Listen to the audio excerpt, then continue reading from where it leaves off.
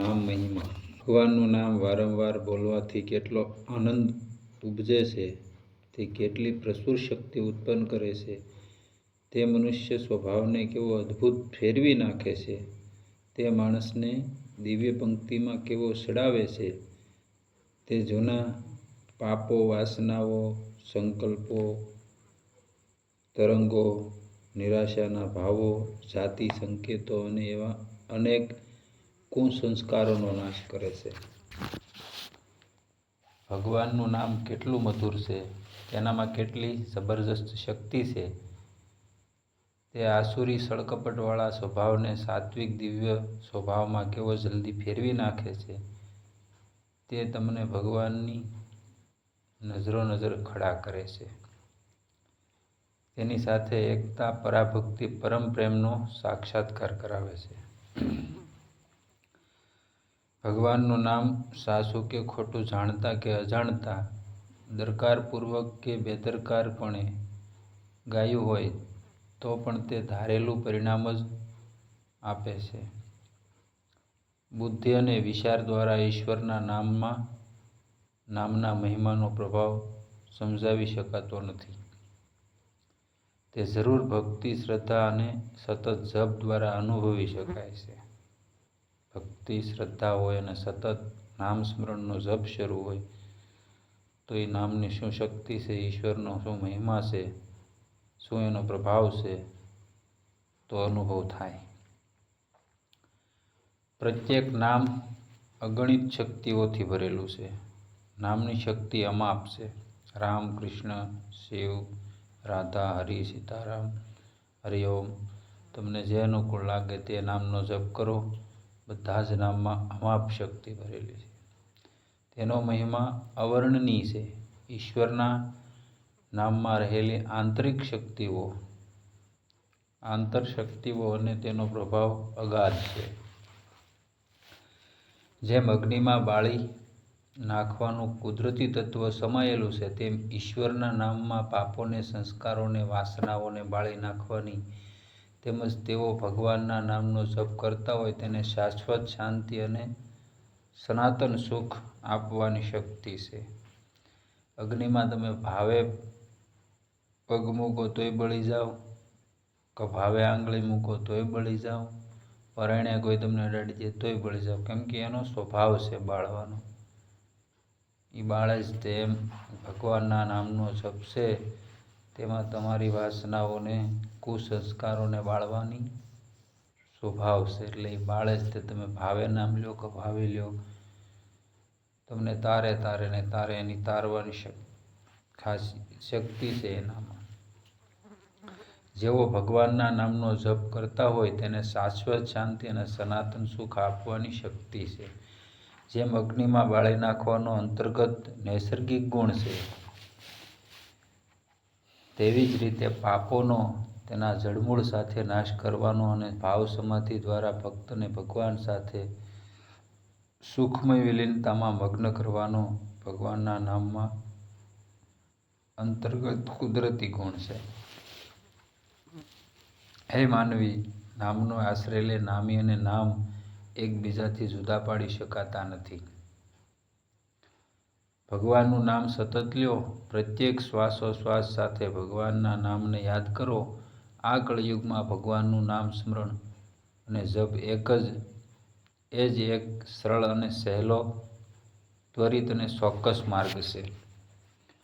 ભગવાનને મેળવવા માટે તથા અમરતા અને સનાતન આનંદની પ્રાપ્તિ માટે ભગવાનનો જય હો, ભગવાનના નામનો જય હો. ભગવાનનું નામ ફક્ત એક જ વાર બોલવાથી અજામિલ જેવા મહાન પાપીની મુક્તિ થઈ ગઈ હતી. અજામિલ પહેલા એક સદાચારી બ્રાહ્મણ હતો અને તે પછી એક નીચ પંક્તિની યુવતીના પ્રેમમાં પડ્યો અને ઘણા ક્રૂર પાપો કર્યા. મરણ વખતે તેને તેના પુત્ર નારાયણને બોલાવ્યો હતો અને ત્યાં તેની હારે ભગવાન નારાયણ પોતે જ પધાર્યા અને તેણે અજામિલને સદાને માટે સંસારના બંધનમાંથી મુક્ત કરવામાં આવ્યો. નામની અદ્ભુત શક્તિ તો જુઓ. પિંગલા નામે ગણિકા નામની અદ્ભુત શક્તિથી કેવી અજબ રીતે સાધ્વી સ્ત્રી બની ગઈ. એક ચોર પાસેથી તેણે રમણી પોપટી નામમાં મેળવ્યો હતો. તે પોપટ શ્રીરામ બોલતો હતો. હવે પિંગલાને રામ નામ વિશે કાંઈ જાણતી ન હતી. રામ નામનો અવાજ ફક્ત તેણે પોપટના મોઢામાંથી જ સાંભળ્યો હતો. તે મધુર અને મોહક અવાજ હતો. પિંગલા તેનાથી ઘણી આકર્ષાઈ ગઈ. પોપટ જ્યારે રામ બોલતો ત્યારે પિંગલા તેને ખૂબ ધ્યાન દઈ સાંભળતી. એમ કરતાં તેનું મન રામ રામના રટણ સ્વરમાં સોંટ્યું અને તે રામમાં લીન થવા લાગી. ભાવ સમાધિથી તે રામમાં મગ્ન બની ગઈ. ઈશ્વરના નામમાં આવી ચમત્કારિક શક્તિ છે. ક્યારેક લઈ જુઓ, નામમાં તરબોળ થાવ તો ખબર પડે નામની શું તાકાત છે. તે ખરેખર દયાજનક છે કે આધુનિક લોકો જેઓ વિજ્ઞાન શીખ્યા હોય છે તે અને જેઓ પોતાની એક માર્ગી વિદ્યા માટે અભિમાન લે છે તેમને નામ સ્મરણમાં બિલકુલ શ્રદ્ધા નથી હોતી. તે ઘણું જ શોષણીય છે. વધારે ભણી ગયા હોય, તે વૈજ્ઞાનિક પદ્ધતિથી જીવતા હોય અને નામમાં શ્રદ્ધા ન હોય. રામના નામનો મહિમા સાંભળો ત્યારે શ્રદ્ધા અને પૂર્ણ ભક્તિથી રામ નામ લેવાનું શીખવું જોઈએ. તમો રામાયણ વાંચશો ત્યારે તુલસીદાસ પાસેથી એ સુખદ નામના દિવ્ય પ્રભાવનો મહિમા જાણશો. કબીરના પુત્ર કમાલે એક ધનાઢ્યને તેમના રક્તપિત્તનો રોગ મટાડવા 2 વખત રામ નામ બોલવા જણાવ્યું. કબીરના પુત્ર એક વેપારી આવ્યો, એને રક્તપિત્તનો રોગ હતો. તો કમાલ કહે છે, તમે 2 વાર રામ બોલો, તમને રક્તપિત્તનો રોગ મટી જાય. આથી કબીરે કમાલને ઠપકો આપ્યો. કમાલે પેલા ધનાઢ્યે તેને રોગ મટાડવા 2 વાર રામ નામ બોલવા કહ્યું હતું. તે રોગ મટ્યો ન હતો. તેથી કમાલે પોતાના પિતાને એ વાત જણાવી હતી કે તે સાંભળીને કબીર ઘણા ગુસ્સે થયા હતા અને તેણે કમાલને કહ્યું, એ વણિકને 2 વાર રામ નામ બોલવાનું કહીને તે મારી 2 આબરૂ કરી છે. રામ નામ એક જ વાર બોલવું બસ છે. હવે વણિક તેના માથા પર એક લાકડીથી સખ્ત પ્રહાર કરે. એ વણિકને તેના માથા પર એક લાકડીથી સખ્ત પ્રહાર કર, તેને ગંગાજીમાં ઊભા કરી રહી પોતાના હૃદયથી ફક્ત એક જ વાર રામ બોલવાનું કહે. કમાલે પોતાના પિતાની સૂચના પ્રમાણે કીધું. એ વેપારી વણિક છે એને ગંગાજીમાં ઊભો રાખ અને એક લાકડીનો ફટકાર મારીને કે એના હૃદયથી એક જ વાર રામ બોલે. કબીરે આવું એના પુત્ર કમાલને કહ્યું. તેણે પેલા વણિકને તેના માથા પર સારો સરખો ફટકો માર્યો અને પોતાના અંતરના ઊંડાણમાંથી ભાવ સાથે ફક્ત એક જ વાર રામ નામ બોલ્યો. તુરંત જ તેનો રોગ સદંતર નાબૂદ થઈ ગયો.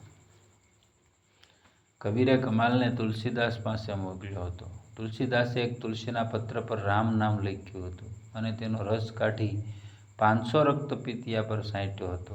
બધા સાજા થઈ ગયા હતા. કમાલ ઘણો જ આશ્ચર્ય પામ્યો હતો. પછી તે કબીરે કમાલને અંધ સુરદાસ પાસે મોકલ્યો હતો.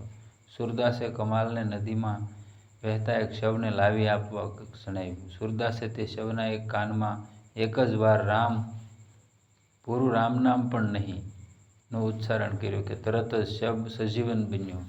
કમાલનું હૃદય આશ્ચર્ય પામ્યું અને દિમુગ્ધ બન્યું. ઈશ્વરના નામની આવી અદ્ભુત શક્તિ છે. મારા વહાલા મિત્રો, મારા પ્યારા શિક્ષિત યુવાનો, મારા પ્રિય બેરિસ્ટરો, પ્રોફેસરો, ડૉક્ટરો, જજો અને તમારી એકમાર્ગી વિદ્યાથી ઉન્મત્ત ન બનો. તમારા હૃદયના ઊંડાણમાંથી ભાવ અને પ્રેમપૂર્વક ભગવાનનું નામ બોલો. હમણાં જ આ જ જન્મમાં આ જ ક્ષણે પરમ સુખ, જ્ઞાન અને શાંતિ અને અમરતા પ્રાપ્ત કરો. કબીર કહે છે, જો કોઈ સ્વપ્નમાં પણ રામ નામ બોલે તો મારી સાંભળી ઉતારી આપી તેના દરરોજના માટે વપરાશ માટે તેમાંથી તેના પગરખાં કરી આપું. ઈશ્વરના પવિત્ર નામના મહિમાને કોણ વર્ણવી શકે છે? ભગવાનના પૂર્ણ નામોની પ્રભા અને પ્રભુત્વનો કોણ ખરેખર ખ્યાલ આપી શકે છે? ઈશ્વરના નામનો પ્રભાવ અને તેનું સાચું રહસ્ય વાસ્તવિક શબ્દોમાં વર્ણવવામાં ભગવાન સદાશિવની પ્રિયા પાર્વતી પણ નિષ્ફળ નીવડ્યા હતા. જ્યારે કોઈ ભગવાનનું નામ ગાતું હોય અને ગવાતું સંભળાતું હોય ત્યારે તે અજાણપણે પૂર્ણ આધ્યાત્મિક ઉચ્ચ ભૂમિકા સડતા હોય છે. તે તેના શરીરનું ભાન ભૂલી જતા હોય છે, આનંદમાં ગરકી જતા હોય છે. તે અમરતાની દિવ્ય સુધાના ભાનમાં મસ્ત બની જતા હોય છે અને તે દિવ્ય ભાવમાં મગ્ન બનતા હોય છે. ભગવાનના નામના ભજનથી ભક્ત જાણે ભગવાનની હાજરીમાં હોય, દિવ્ય મહિમામાં ગુલતાન હોય, પોતાના અને સર્વત્ર દિવ્ય ચૈતન્ય પ્રભુઓ ભર્યું હોય એવો તે અનુભવ કરતો હોય છે. શ્રીહરિનું નામ કેટલું શક્તિશાળી છે. તેના નામનો જે જપ કરે છે તેને કેટલો આનંદ અને કેવી શાંતિ મળે છે. જેઓ ભગવાનના નામનો જપ કરે છે તે ખરેખર ધન્ય છે, કારણ કે તેઓ જન્મ અને મરણના ચક્રમાંથી મુક્ત થતા હોય છે અને અમરતા પ્રાપ્ત કરતા હોય છે. પાંડવોને લાક્ષાગૃહમાં બાળવામાં આવ્યા હતા. તે બળી ગયું હતું. પાંડવો બળી ન ગયા હતા, કારણ કે તેમને શ્રીહરિના નામમાં અખૂટ શ્રદ્ધા હતી. જંગલમાં મહાનળ પ્રગટ્યો હતો, પણ ગોવાળિયાઓ બળી ન ગયા હતા, કારણ કે તેમણે શ્રી કૃષ્ણ નામમાં અડગ શ્રદ્ધા હતી. હનુમાનના પૂંછડાને રાક્ષસોને સળગાવી મૂક્યું હતું, પણ તે બળી ન ગયા હતા, કારણ કે તેમણે શ્રી રામ નામમાં પૂર્ણ શ્રદ્ધા હતી. પ્રહલાદને અગ્નિમાં ફેંકવામાં આવ્યો હતો, પણ તે અગ્નિ બાળી ન શક્યો હતો, કારણ કે તેણે શ્રીહરિના નામનો સંપૂર્ણ આશ્રય લીધો હતો. સીતાને તેના પતિવ્રતાપણાની પરીક્ષા માટે અગ્નિમાં બેસાડવામાં આવ્યા હતા, છતાં અગ્નિ તેને બાળી ન શક્યો હતો, કારણ કે તે શ્રી રામ નામમાં મગ્ન હતા. સારી લંકા બળીને ખાખ થઈ ગઈ હતી, પણ વિભીષણના મહેલને ઈજાએ સરખી ન પહોંચી હતી, કારણ કે તેને શ્રી રામ નામમાં અડગ શ્રદ્ધા હતી. ભગવાન નામનો આવો અદ્ભુત પ્રભાવ છે. સદ્ગુરુદેવ કી જય.